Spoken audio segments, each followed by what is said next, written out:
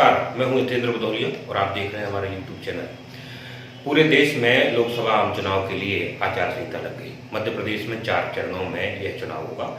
आज आचार संहिता लगते ही अशोकनगर जिला कलेक्टर डॉक्टर मंजू शर्मा एवं पुलिस अधीक्षक पंकज कुमावत ने एक संयुक्त प्रेस कॉन्फ्रेंस आयोजित कर अशोकनगर जिले में चुनाव से संबंधित जानकारी दी।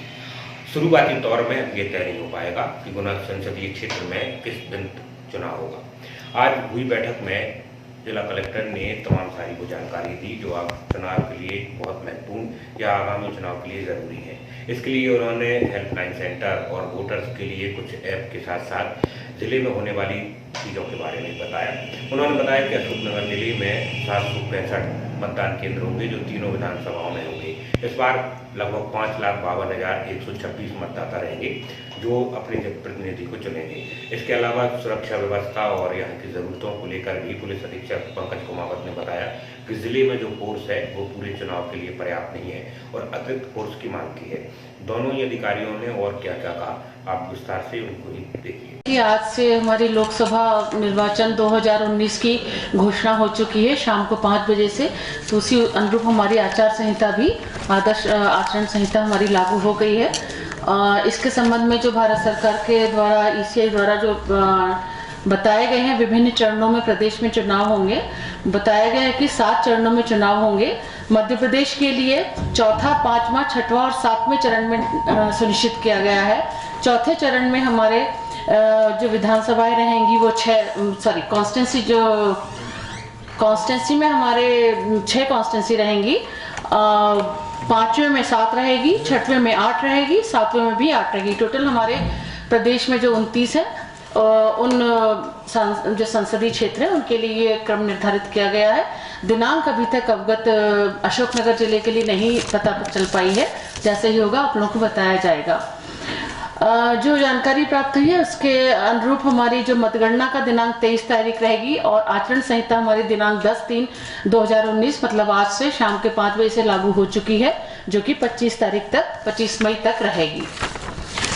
चुनाव से संबंधित जो महत्वपूर्ण बातें हैं वो मैं आप लोगों को एक बार बता देना चाहती हूँ कि कंट्रोल रूम की जो हमारी राष्ट्रीय स्तर पर जो स्थापना की गई है, जिसको हम लोग डिस्ट्रिक्ट कॉन्टैक्ट सेंटर कह रहे हैं, डीसीसी, वो 1950 उसका नंबर है, जिसके प्रभारी अधिकारी पुष्पेंद्र शर्मा है जो हमारे प्रबंधक ई गवर्नेंस हैं। ये हमारा प्रारंभ हो चुका है। जिले का भी हमारा कंट्रोल रूम रहेगा जिसका नंबर है 07543225510। इसके प्रभारी हमारे पुलकित खंडेलवाल जी रहेंगे। नाम निर्देशन पत्र ये हमारे जो लोकसभा संसदीय क्षेत्र निर्वाचन क्षेत्र का क्रमांक 4 गुना के रिटर्निंग ऑफिसर कलेक्टर एवं जिला निर्वाचन अधिकारी शिवपुरी हैं। नाम निर्देशन पत्र शिवपुरी जिले में प्राप्त किए जाएंगे और स्क्रूटनिंग और ये सारी कार्रवाइयां शिवपुरी जिले में होंगी। अशोकनगर जिले में 3 विधानसभा क्षेत्र आएंगे, 032, 033, 34 क्रमशः अशोकनगर, चंदेरी, मुंगावली। मतदान केंद्र हमारे यहाँ 765 है, जिसमें अशोकनगर में 269 है, चंदेरी में 230 है, मुंगावली में 266 है। क्रिटिकल और वल्नरेबल का भी हम लोग एक्सरसाइज कर चुके हैं पुलिस अधिकारियों और हमारे रेवेन्यू अधिकारियों के साथ। लगभग 230 हमारे क्रिटिकल हैं और 12 हमारे ऐसे एरिया हैं जो हम लोग जिनमें वल्नरेबल की स्थिति बन सकेगी। मतदाता सूची हमारे इसका प्रकाशन 22/2 को किया जा चुका है। कुल मतदाता हमारे यहाँ अशोकनगर में है, पुरुष हैं हमारे 1,06,26, महिलाएं हैं 79,130, अन्य है 2। तो इस तरह से कुल हमारे अशोकनगर विधानसभा में है 1,79,758। चंदेरी में है हमारे 93,070 पुरुष है, 82,060 महिलाएं हैं, 4 अन्य हैं, कुल हैं 1,75,134। मुंगावली में 1,03,78 हैं पुरुष, 86,850 महिलाएं हैं, कुल हो गए। और अन्य जेंडर इसमें 6 हैं, 1,87,234 हमारे हैं। इस प्रकार कुल हमारी तीनों अशोकनगर जिले के लिए 2,94,074 पुरुष हैं, 2,58,040 महिलाएं हैं, 12 अन्य हैं। कुल हमारे जो ई-रोल में दर्ज हुए हैं वोटर्स उनकी संख्या है 5,52,126। जेंडर रेशो हमारा 877 है। ईपी रेशो हमारा 57.33 है। निर्वाचन आयोग के कार्यक्रम के अनुसार 18 से 19 वर्ष की आयु के जो मतदाता हमारे ई रोल में जुड़े हैं वो कुल मतदाता हमारे 14,698 हो गए हैं। इसमें पुरुष 9,169 और महिला 5,529 है। इनका कुल प्रतिशत हमारा 2.66 है। अशोकनगर जिले के अंतर्गत सर्विस वोटर्स की संख्या 64 है। हम लोग सेक्टर मजिस्ट्रेट की नियुक्ति कर चुके हैं। 79 हमारे सेक्टर मजिस्ट्रेट हैं। सभी हमारे नोडल अधिकारियों की नियुक्तियां विभिन्न कार्यों के लिए की जा चुकी हैं। टोटल 32 नोडल अधिकारी हैं। जितने भी हमारे बूथ हमारे क्रिटिकल और वल्नरेबल रहेंगे, एरियाज रहेंगे, उन सारे बूथ में हम लोग उनको सीसीटीवी या वेबकास्टिंग या वीडियोग्राफी या माइक्रो ऑब्जर्वर लगाकर उनको कवर करेंगे। एमसीसीसी टीम का हमारा गठन किया जा चुका है और जितनी भी हमारी अन्य टीमें हैं, एसएसटी है, फ्लाइंग स्क्वाड टीम है या एफएसटी है, लेखा टीम है, इन सब का हमारे द्वारा गठन किया जा चुका है। आईटी एप्लीकेशन जो हमारी रहेंगी शिकायतों के लिए सी विजिल रहेगी, जिसमें हमको जो ऐप है मोबाइल ऐप पर भी इसको डाउनलोड करेंगे और शिकायत इससे मिलेगी, वो लागू रहेगी। ये चूंकि विधानसभा में भी हुई थी इसलिए सब अवगत होंगे। सुगम ऐप रहेगा जिसमें हम जितने वाहनों की व्यवस्थाएं रहेंगी वो सुगम ऐप के द्वारा की जाएगी। सुविधा ऐप रहेगी, जितना कैंपेन के लिए जो भी अनुमतियों की आवश्यकता होगी वो इससे प्राप्त किए जाएंगे। समाधान पोर्टल रहेगा जिसमें कोई भी शिकायत कर सकता है तो उसका निराकरण समाधान पोर्टल से किया जाएगा। इसके अलावा हम पूरा चुनाव जो हमारा ईवीएम मशीन में होगा, पिछले विधानसभा में भी हमारे यहाँ वीवीपैट का उपयोग किया गया था, अभी भी समस्त बूथों पर वीवीपैट के उपयोग सहित किया जाएगा। इसके लिए हमारा जो ट्रैकिंग ईवीएम ट्रैकिंग पोर्टल है जिस पे ये कार्रवाइयाँ की जाएंगी और उनसे हम उनका लोकेशन लेंगे। साथ में अन्य जो चीजें हैं हम लोग करेंगे, आचार संहिता लगते सी कि शस्त्र निलंबन की कार्रवाई करेंगे। हमारे यहाँ लगभग 3800 शस्त्र हैं, आर्म्स लाइसेंस है, जिसमें से अभी भी हमारे यहाँ 1900 के करीब हमारे जमा हैं और शेष को हम लोग जमा कराने की कार्रवाई शीघ्र हमारी प्रारंभ आज से ही हो जाएगी। संपत्ति विरूपण की कार्रवाई हमारी प्रारंभ हो चुकी है। हमारा जो पहले 24 घंटे में हम लोग शासकीय संपत्तियों से विरूपण की कार्रवाई करेंगे। अगले 48 घंटों में हमारा जो शासकीय अर्धशासकीय कार्यालयों पर जो संपत्तियां होंगी उसकी कार्रवाई करेंगे और अगले 72 घंटे में हम सभी प्रकार की संपत्तियों पे यदि कोई बैनर और जो प्रतिबंधित चीजें हैं लगी हुई मिलेंगी तो उनको हटाने की कार्रवाई करेंगे। कोलाहल नियंत्रण के लिए हमारे आदेश जारी हमने कर दिए हैं। कोलाहल नियंत्रण के लिए रात को 10 बजे से सुबह 6 बजे तक प्रतिबंधित रहेगा और अनुमति लेकर वो 10 से 6 के बीच में इसका परमिशन लेके इनको जो भी उसके अधिनियम के तहत निर्धारित सीमा है उसके तहत इसका पालन कर सकेंगे, अनुमतियां प्राप्त करके। धारा 144 हम जिसमें हमारे जितने भी आम सभाएं, जुलूस, रैली, नुक्कड़ सभाएं आदि बगैर सक्षम अधिकारी की पूर्व अनुमति के प्रतिबंधित रहेंगी। अशासकीय संस्थाओं के पदाधिकारियों को जो सुविधाएं दी गई हैं वो उनके जो वाहन है या स्टाफ है वो सब नियमानुसार वापस ले ली जाएंगी। चुनाव वाले दिन और मतगणना वाले दिन के लिए ड्राई दिवस भी शराब के बिक्री के पॉइंट ऑफ व्यू से लगाया जाएगा और ये सारे आदेश में हमारे कुछ हो गए हैं, कुछ हो रहे हैं। आदर्श आचार संहिता में जो मुख्य कार्य हैं वो जो नहीं करने हैं वो भी मैं एक बार बता देती हूँ। सार्वजनिक सभाएं नहीं होंगी, व्यक्ति या व्यक्तियों का समूह एकत्रित नहीं होगा, 5 या 5 से अधिक व्यक्ति एकत्रित नहीं होंगे, कोई भी बाहरी व्यक्ति या वाहन अंतर प्रदेशीय अंतरराज्यीय सीमाओं में अकारण प्रवेश नहीं करेगा, चेक पोस्ट पर व्यक्तियों की पहचान एवं जांच कर सत्यापन कराया जाना होगा। आज शाम 5 बजे से किसी भी प्रकार के ध्वनि विस्तारक यंत्रों का प्रयोग नहीं किया जा सकेगा। अनुमति उपरांत ही रात 10 बजे से सुबह 6 बजे तक लाउड स्पीकर का उपयोग प्रतिबंधित रहेगा। संबंधित अनुविभागीय दंडाधिकारी से अनुमति प्राप्त करना अनिवार्य होगा। जितनी हमारी प्रतिबंधात्मक आदेश लागू होने वाले स्थानों पर सभाएं नहीं होंगी, ड्यूटी पर तैनात पुलिस का सहयोग व सहायता करना होगी। जुलूस का समय, स्थान, कार्यक्रम में फेरबदल न करना होगा। जुलूस के दौरान यातायात बाधित न हो ये ध्यान रखना होगा। स्थानीय पुलिस अधिकारी को सूचना देना अनिवार्य होगा। जुलूस में ऐसी वस्तुएं न हो जिनका उपयोग उत्तेजना के क्षण में प्रहार करने के लिए किया जा सकेगा। सरकारी गाड़ियों एवं अधिकारी कर्मचारी को राजनीतिक हित के लिए प्रयोग नहीं होगा। विश्राम गृहों, डाक बंगलों एवं अन्य सरकारी आवासों पर निर्वाचन प्रचार सामग्री, सार्वजनिक सभा करने की अनुमति नहीं होगी। सभी लाइसेंसी शस्त्र उक्त अवधि के दौरान संबंधित थानों में जारी निर्देशों के क्रम में जमा कराए जाएंगे। अन्य जो पुलिस से रिलेटेड है, हमारे एसपी साहब आपको अवगत कराएंगे।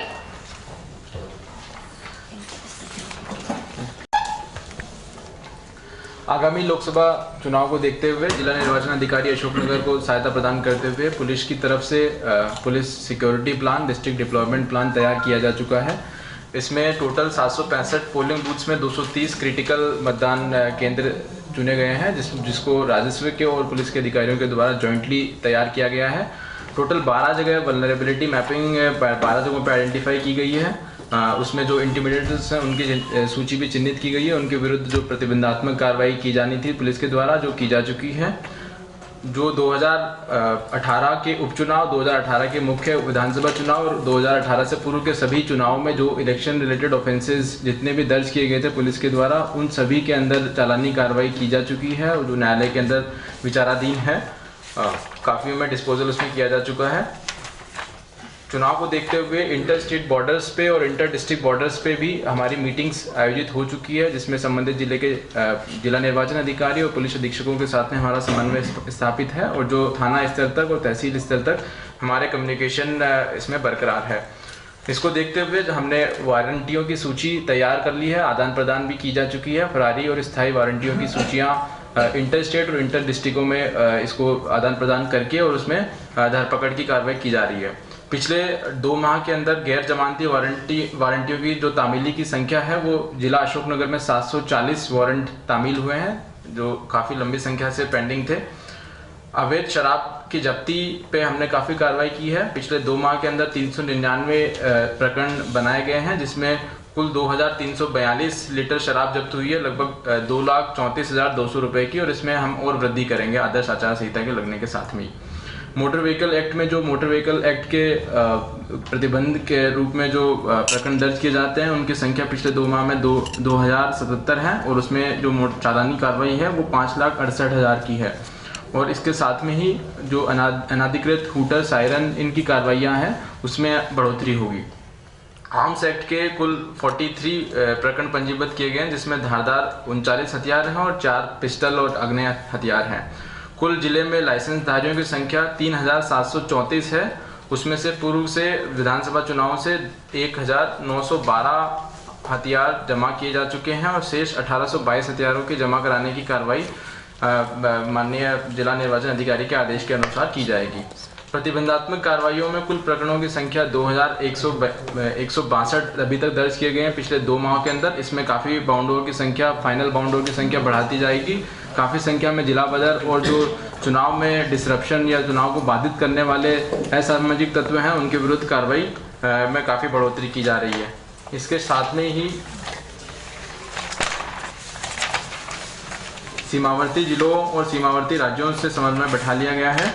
इसमें हमारी शिवपुरी में एक बॉर्डर मीटिंग की जा चुकी है, जो राजस्थान और उत्तर प्रदेश के अधिकारियों से हो चुकी है, और आगामी दिनों में एक और बॉर्डर मीटिंग हमारी प्रस्तावित है।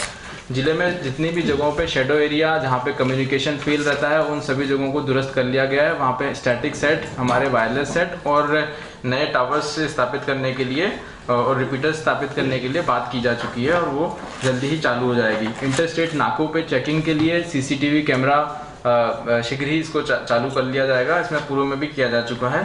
कुल 18 इंटर स्टेट पॉइंट्स हैं जो उत्तर प्रदेश से लगते हैं।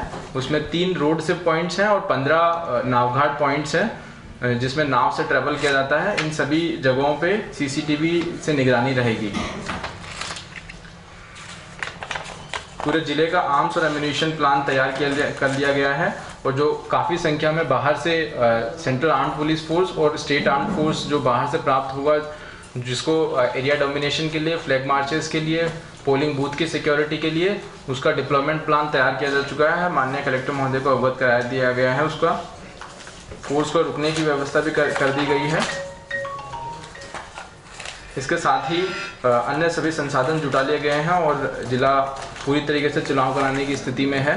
हम आपसे ये उम्मीद करते हैं कि आचार संहिता के प्रचार प्रसार के साथ में ही जो आचार संहिता के उल्लंघन संबंधी चीज़ें हैं वो आप 1950 ये चुनाव आयोग का नंबर है, और सी विजिल ऐप आप आज ही डाउनलोड करके, और जैसे मॉडल कोड ऑफ कंडक्ट चालू होता है सी विजिल ऐप एक्टिव है, आप इसमें कोई भी आचार संहिता से उल्लंघन संबंधी जानकारी हमें तुरंत दे सकते हैं। उसकी 100 मिनट के अंदर इसका निराकरण की जिम्मेदारी दी गई है।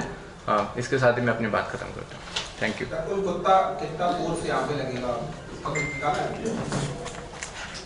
इसमें अभी मांग की गई है, लेकिन कितना मिलता है हमें उस पर डिपेंड करेगा। आपकी जरूरत कितनी है? जरूरत कितनी है?